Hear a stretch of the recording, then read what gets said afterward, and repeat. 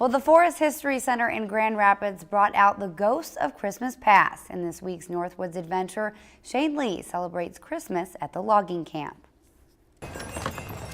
Horse-drawn carriages carry visitors all the way to 1900 at the Forest History Center. More than 70 lumberjacks work the area, cutting down white pine. This camp is one of about 300 camps in northern Minnesota in the year 1900, and we have a contract to cut 6 million board feet of white pine. Loggers gradually make their way to the Northwoods throughout the fall, and by December, the camp is full. Loggers generally work until mid-March or April, depending on how long the snow stays. The roads are actually iced. They have ruts in them that correspond to the sleigh runners.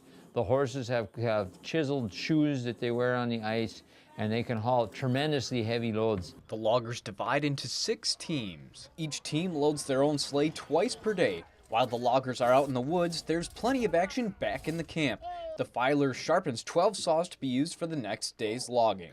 The first thing I do is I use this saw jointer, and it has a file mounted in it. The jointer makes a flat spot on every tooth of the blade so the filer knows the teeth are the same height. Then the rakers have to be made lower than the cutters. The cutters cut the wood and the raker rakes out the sawdust. The final step is the actual sharpening. My wife and I decided to test the filer's handiwork. It appears as though the filer did his job. My wife and I cut through this log like it was butter. The filer has the day off because this is Christmas Day. The only people working are in the mess hall, making a highly anticipated Christmas meal. And I hear tell that there'll be a full pie for every man. Well, I'll fix turkeys up for the noon meal today for the men, and then I'll do extra special pies, shoe pack pie, pregnant woman's pie, and we'll have apple pie.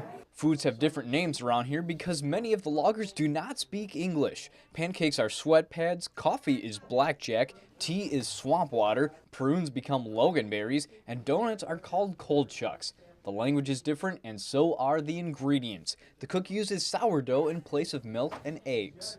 It gives it a very unique flavor, and most people think it's sour, but it's not. It actually gives it's kind of a sweet taste when it cooks up. The cook is the second highest paid person in the camp, and after preparing 360 pounds of food every day, he has earned it. Shane Lee, Lakeland News.